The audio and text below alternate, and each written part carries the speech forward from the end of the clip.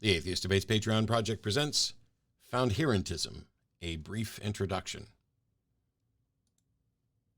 So I was putting together a video response to someone who wanted to know why skepticism wasn't my epistemology, and then asked questions about skepticism, epistemology, ontology, axiology, etc. And also in the midst of that, they said, I'm really also not understanding Foundherentism. And, could you help out? Could you offer an explanation for that as well? And I had planned to do a video on Foundherentism. I'm still looking forward to potentially booking an interview with Susan Hawk, who is the creator of Foundherentism. It is the epistemology that I continually reference as the one that is closest to my own. Epistemology, of course, being the study of knowledge. How do we know what we know? What is knowledge? How do we get it? How is it warranted, I guess? And quite often, knowledge has been defined as justified true belief. And that's three separate things. It has to be a belief that is in fact true and that you have justification for. And the reason for that three-pronged sort of definition of knowledge is that it's not merely a belief, because there are things that you believe that don't rise to the level of what we identify as knowledge.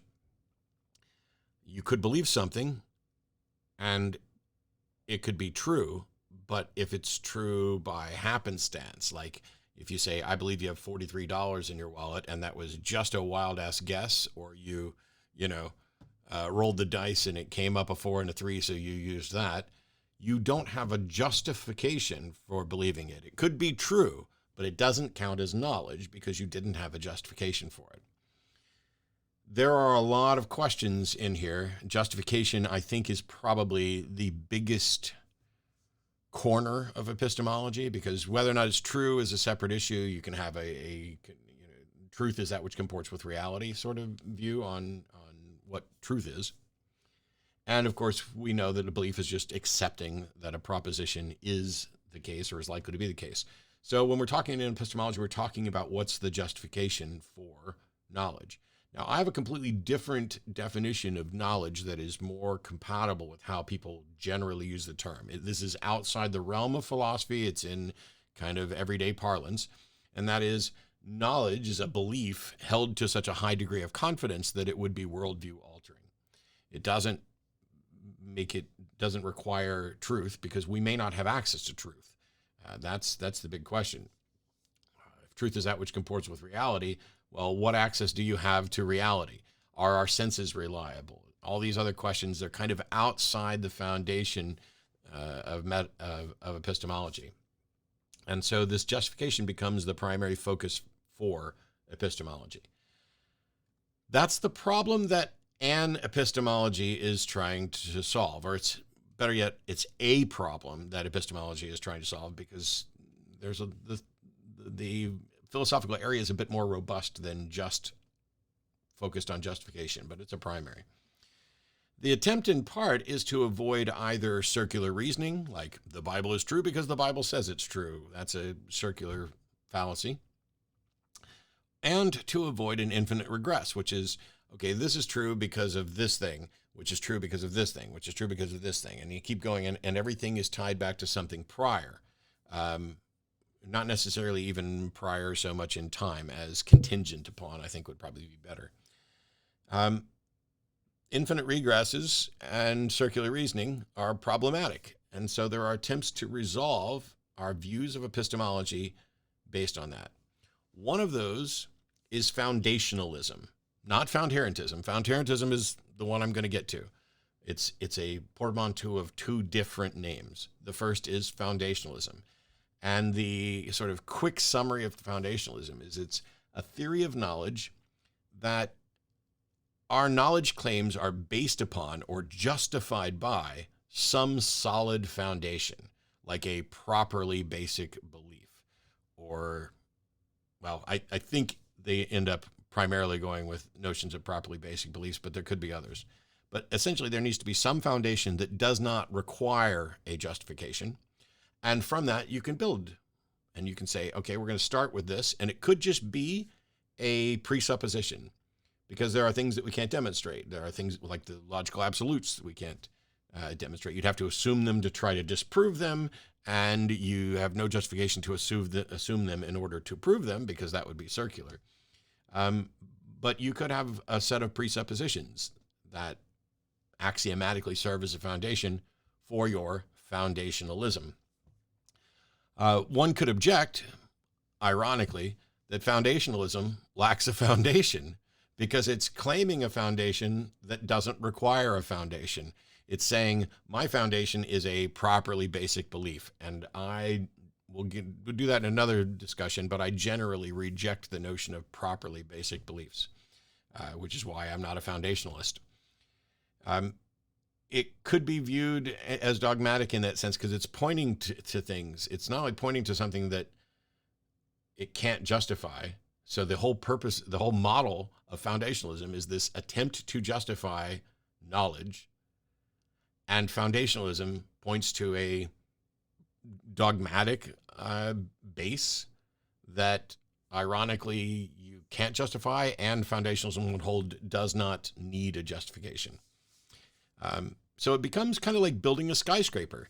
Here's a foundation, and everything is built off of it. All, the fifth floor is justified by the fourth floor, which is justified all the way down to the foundation. And that's what foundationalism is this notion that the things that we identify as knowledge are justified by some, at its base, some foundation that does not require justification. The competing model to foundationalism is coherentism. And coherentism is a theory of knowledge that something is true knowledge if it is internally consistent and consistent with logic, that it doesn't require some sort of properly basic belief foundation, that the pieces fit together, and that there is no foundation. Essentially, if something is coherent, it means it agrees with other positions, other propositions. Beliefs are coherent when they're supportive of each other. Instead of a skyscraper, you can think of, and I got a picture for you, you can think of a dodecahedron, for example, made out of straws. No single straw there is a foundation, and no planar pentagram is a foundation. Each one of them could serve as a foundation for the structure, but the structure could rest on any of those sides at all. And as a matter of fact, this structure could just exist out in space. It's not like it needs to rest on anything. And so if you think of coherentism as that dodecahedron, you contrast that with building a structure as like a skyscraper where everything is off the top, or the top is off of the foundation.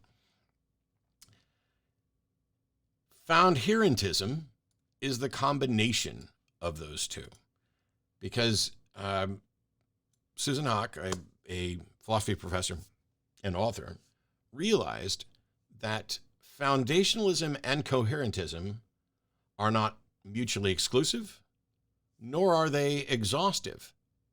They both have value. They are both right in different ways and in different contexts, which means that neither of them is truly a robust epistemology that would cover all the justifications. And neither of them is as robust as a combination of both of them. Foundationalism, coherentism, skyscraper, straw dodecahedron, mash them together, and what you get is Foundherentism. And Susan Haack has my favorite example of Foundherentism, which makes sense since she came up with all this. And I'm going to explain that to you now. It's a crossword puzzle. If you think of a crossword puzzle, how do you know what the right answer is in any given box? Well, for each individual box, we're using letters and we then make words out of them. But the right answer is the one that fits all of the answers around it so that they are all coherent. If you try to put in a word and it's not, the letters that you're putting in on your crossword don't match the down, then it's not the right answer, because the correct answer needs to be consistent with those around it. And so if this column has a D in the third spot, that word has to begin with a D. The problem with a crossword puzzle is that you could just give somebody a blank crossword and ask them to fill in words, and they could come up with a crossword that is coherent. I mean, in some ways, that's how crosswords are constructed. It's, let me put all of these words in here, and then I'll write the clues afterwards to let you know what the word should be. So you could construct a crossword puzzle like that. But it's different because each entry must also match the clue. You could look at the clue answer thing as if it is foundationalism, as if it is the skyscraper. Here's the dogmatic, it could say, like, we'll just take the clue, 5-letter word for you. And there is some answer that clue points to. But how do you know what the right answer is? Because you could come up with multiple 5-letter answers that are wholly consistent with the clue. 5-letter word for you. It could be agent, A-G-E-N-T. It could be human, H-U-M-A-N. It could be a bunch of others. And so how do you know whether agent or human is the answer that the clue is suggesting? Now, it may be that a clue is so robust, a foundation is so robust that there's only one answer for it. But in a crossword puzzle, you have to look at the surrounding answers and say, it's looking for agent, or it's looking for human. And that comes from the context. So you have foundationalism, clue, answer. Coherentism, the crossword puzzle with the various answers that mesh together and work together. And then Foundherentism is the whole package, the clues and the puzzle.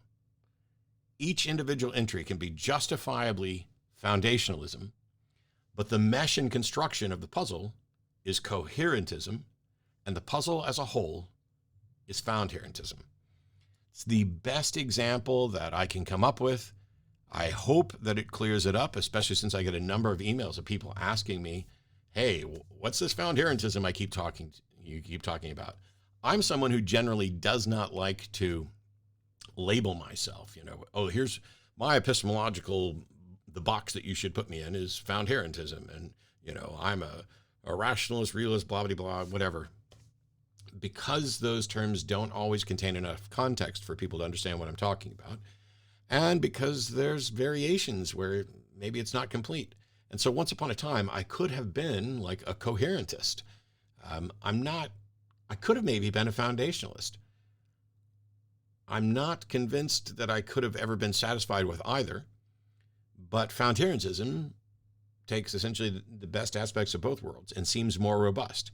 Is it the end-all be-all? Does it solve every problem? No, which is why when you go look it up, you're going to find I don't think it's as popular as either of the other two.